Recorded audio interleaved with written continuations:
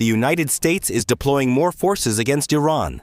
A second aircraft carrier strike group has been sent. Meanwhile, Iran is working to suppress the population, even as the next wave of protests is already looming. What is happening right now? And how are Iran and the United States preparing for war?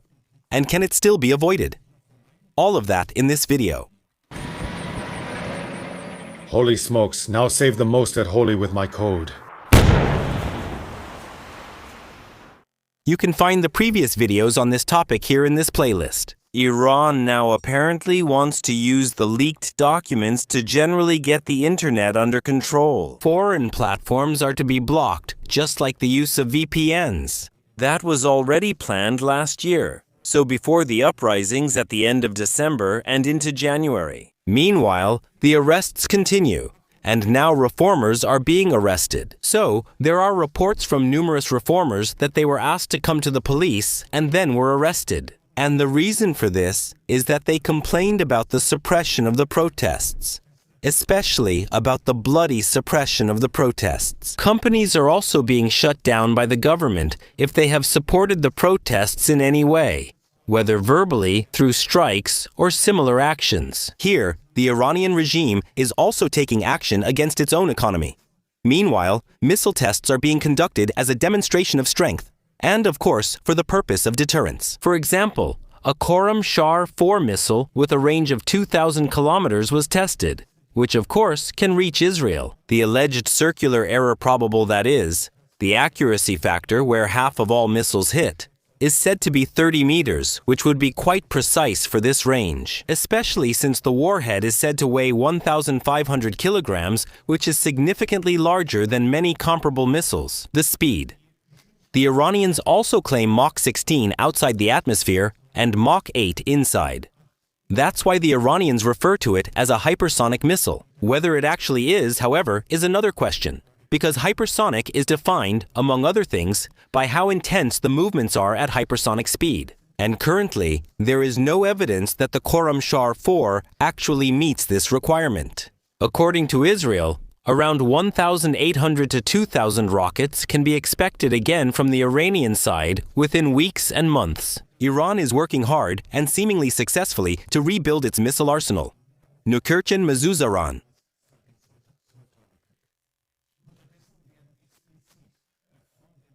The Germans.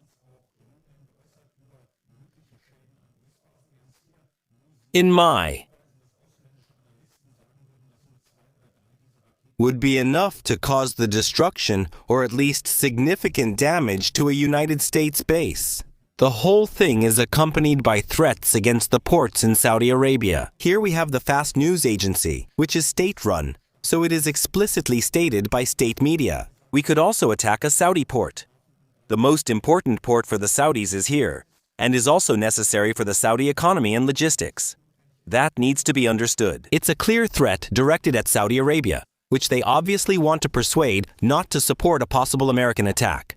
However, the Saudis are training with the Americans in the meantime. Among other things, of course, with regard to keeping the Strait of Hormuz open, should it be closed by the Iranians. At the same time, repairs are being carried out on damaged bases in Iran, and nuclear facilities are being filled with earth to protect them. One of the intentions behind this is likely to simply prevent American special forces from being flown in to gain access to the nuclear bases. It has already been pointed out in previous videos here on the channel that part of the package presented to Trump as a possible course of action would involve the deployment of special forces in Iran itself. And if the entrances to such facilities are, of course, filled with meters of thick earth, that rules out the possibility of special forces quickly breaking in during a commando operation. So we can see that Iran is seriously preparing for a war, and at the same time, it continues to suppress the population in an attempt to maintain control. All of this is happening while negotiations are taking place at the same time. Negotiations are currently being held in Muscat, Oman. Oman was chosen because the country has especially good relations with both sides, and is therefore one of the few nations that is respected and liked by both parties. The Iranian foreign minister said here optimistically that it was a good start a few days ago. Trump is very eager to negotiate, and he says that but he still connects it with threats. We have this here from Public Broadcasting Service. So, Trump wants to negotiate, but he tries to reinforce it with threats. Netanyahu entered the White House out of sight of the reporters and left without making a statement about the talks, writes Public Broadcasting Service here. Trump, however, described the meeting as very good in a subsequent post on his social media, but said that nothing definitive was achieved, except that I insisted that negotiations with Iran continue to see whether a deal can be reached or not. If this is possible, I informed the Prime Minister that this would be my preference, wrote Trump. If this is not possible, we will just have to wait and see. He added, the last time Iran decided it was better not to make a deal, and was then attacked by the United States. Hopefully, Iran will act more reasonably and responsibly this time, wrote Trump. Sure, but it has to be included. The chances of success for such negotiations are very limited. Iran is hardly going to give up uranium enrichment. At best, it will want to reduce it. For example, a dilution of the enriched uranium is being considered, but only to 20%, which would still fulfill a significant part of the enrichment. And that's only being said if all sanctions are lifted at the same time. And that's simply unrealistic. That means that the Iranians would have to completely give up uranium enrichment and send the enriched material abroad. That's simply not on the table. From the Iranian side, Press Television, which is also an Iranian outlet aimed at the outside world, writes here on the nuclear issue, to enrich uranium on its own territory, and describes this issue as a red line in the negotiations. From Tehran's point of view, possible technical measures can only be considered within a framework that recognizes this right, and any further preconditions would be seen as a sign of insincerity on the part of the other side. Another important priority for Iran is to limit the scope of the negotiations to the nuclear issue. Iranian government officials have repeatedly stated that missiles or regional issues have no place in these talks, and they have warned that including such topics could undermine the diplomatic process. Tehran believes that regional issues should be handled by the countries of the region themselves, without interference from external actors. The very fact that negotiations are taking place is due to the Iranian missiles and proxies. We have to be clear about that, because the Americans respect these. The missiles and the proxies, which Trump wants to see eliminated or at least massively restricted, are what give Iran the deterrence that forces the United States of America, and indirectly, Israel to negotiate in the first place. Therefore, from the Iranian perspective, restrictions here are madness and clearly unexpected. That's what's currently forcing the Americans to negotiate and preventing a situation like Caracas, where you do whatever you want because the other side can't respond. Then to expect the Iranians to give that up if they don't get their expecting them to completely change their intention, the entire raison d'etre of the government itself, is simply illusory and absolutely unrealistic. Interestingly, there are even some lip service statements suggesting they might discuss missiles in the future. Essentially, they want to entice Trump. Yes, if everything remains peaceful, and if the negotiations go well, who knows? Maybe in the future we could talk about it. But just not at this point in time. They're just saying they're stalling him. We also need to make that clear. Here, Iran is learning from Russia that Trump has been successfully stalling, largely without serious consequences, regarding the Ukraine war since he took office. And of course, this is made easier by the fact that Donald Trump, according to Axios, is suggesting here that limiting things to a nuclear deal might be possible. So in the end, only the nuclear weapons or the nuclear program would be negotiated.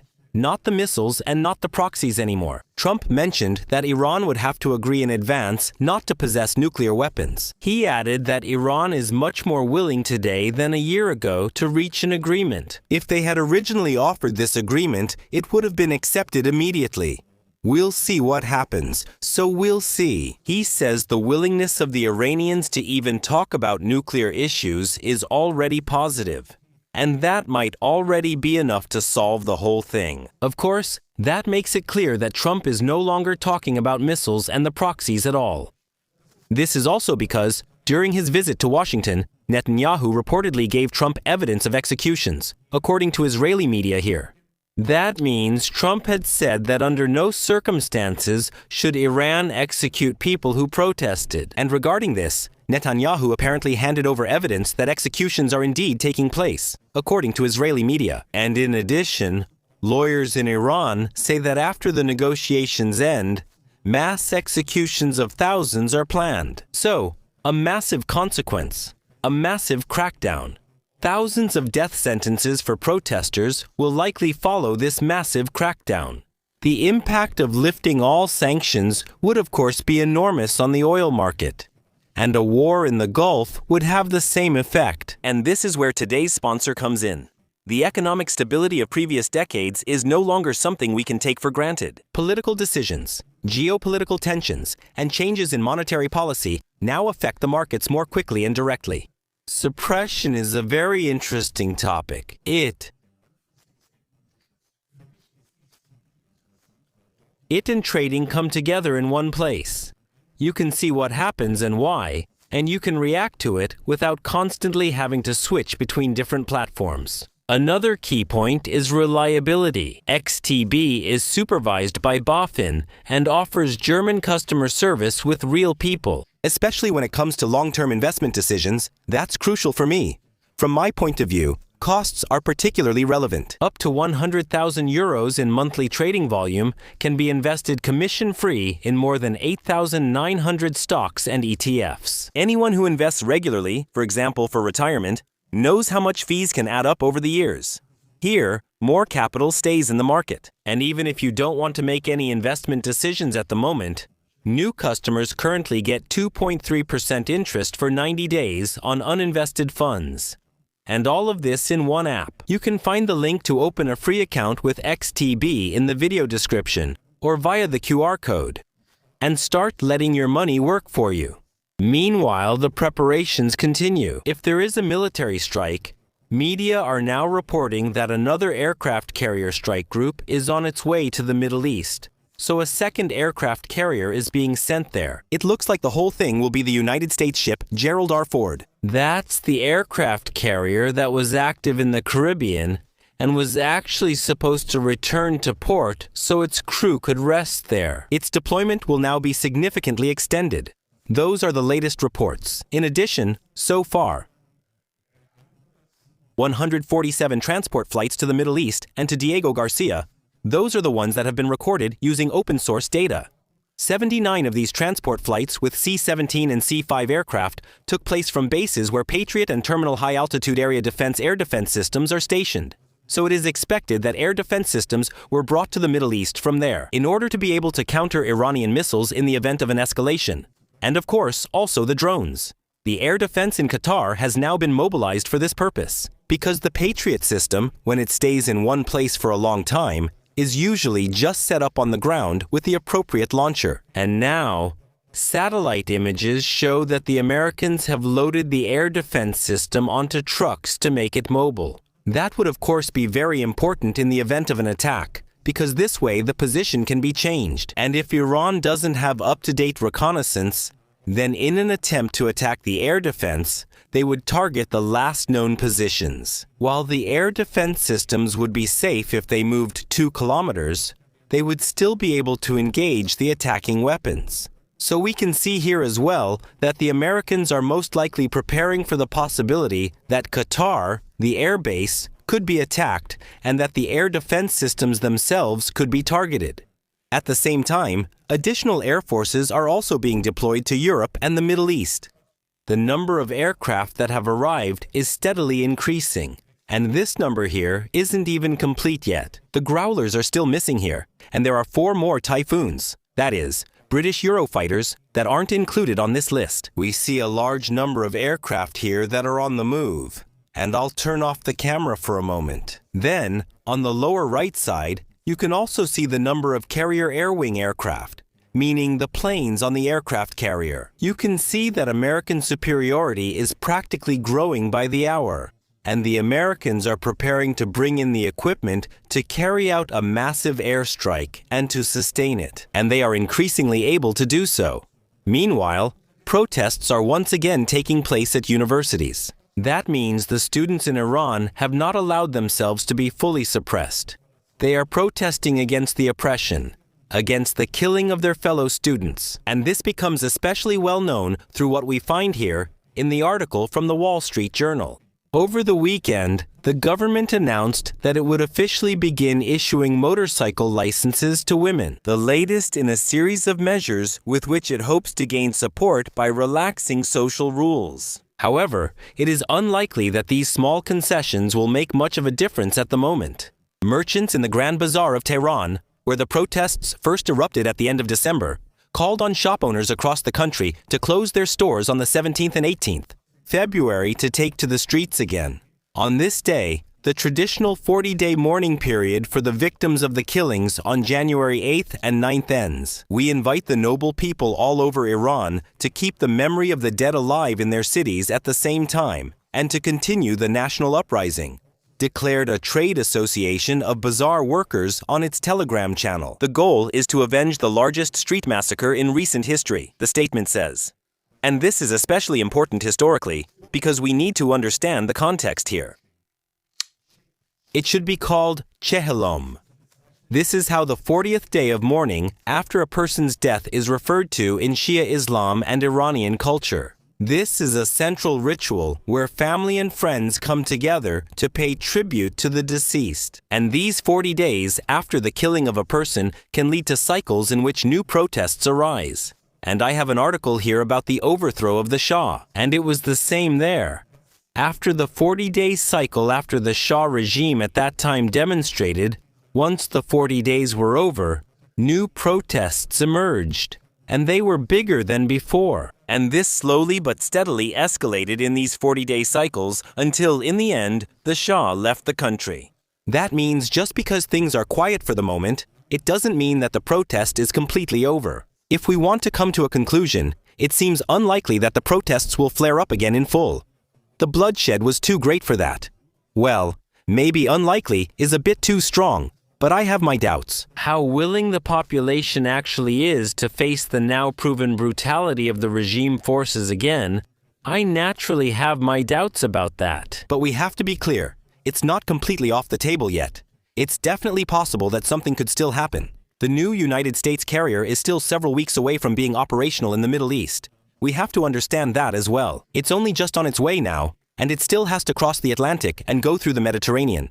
And from there, it might already be able to operate. But it will probably want to go through the Suez Canal, then across the Red Sea, into the Sea of Oman, that is, into the Indian Ocean, in order to be able to intervene from there. It will take several weeks until that's the case.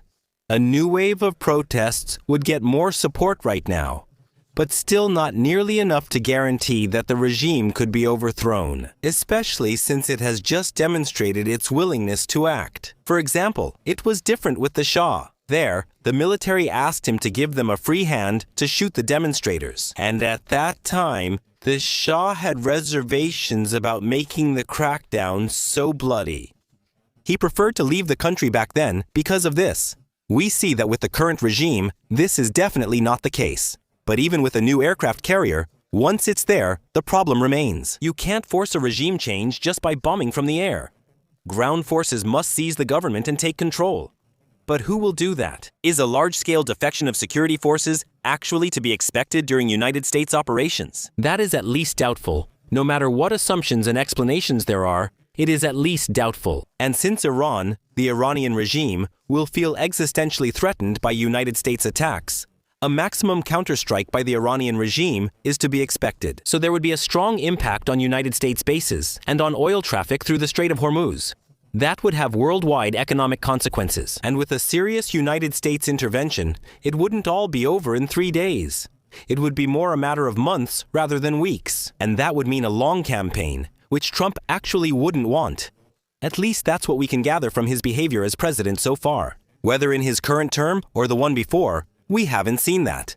That's why I still have serious doubts that Trump will even attempt a regime change. It seems almost impossible that it will happen, with just that necessary uncertainty, because Trump simply isn't completely predictable. We have to say, the military buildup is already suitable for a military strike, and it's getting stronger.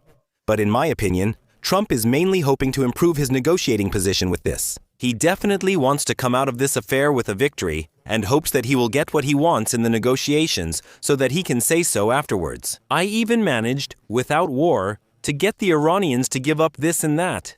That's what I expect him to demand there. And we also have an indication of that. Again, I can point out once more that he is now in a situation.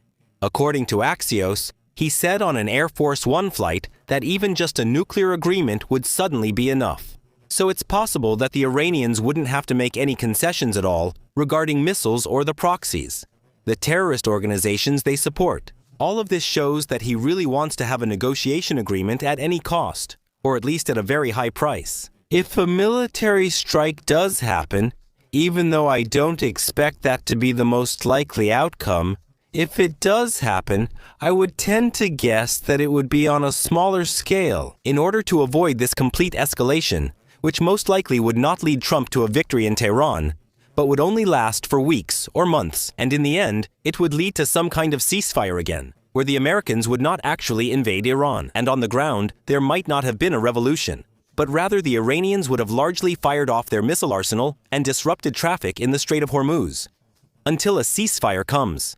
And what would Trump have gained then? Effectively nothing. That is my expectation. If there were to be a military strike, it would probably only be on a scale that proves to the world, my red lines will not be crossed without consequences. So it's more about him maintaining his credibility, not really about changing anything in Iran. That would at least be the expectation. The stronger the military buildup gets, the more he can say to the Iranians, "You'd better not dare to seriously respond if I hold back, because I don't need to hold back. I have such strong forces here that can really hurt you." That's, as I said, my expectation. If you liked the video, I'd appreciate a thumbs up. That helps with the algorithm. Leave a comment if you have something to add. And if you're new here, I'd like to invite you to subscribe to the channel and click the bell so you don't miss future videos. Tomorrow at 8 p.m. German time, there will be a live stream on this channel with a Ukraine war update and a Q&A. You can ask questions on the topic. I hope to see you there. That's all from me for now. Thank you for your attention, and see you soon. Thanks also to the supporters on Patreon, as well as the members here on YouTube. In particular, I would like to thank Lieutenant Colonels Mahamori and Thomas Komp, as well as Lieutenants Vision, Soundlab, Robert Fiel, Matt Burke, Muta 1000 Biertainment, Janis Gu NTX, Sascha Müller-Cunningham, Eustress, Jans vom Eck, Uwe, die Frem Nickname 2Bib, Carsten Schulz with Gulaschnascher 4000 and Tequila 42. Thank you very much. Without them, this would not be possible.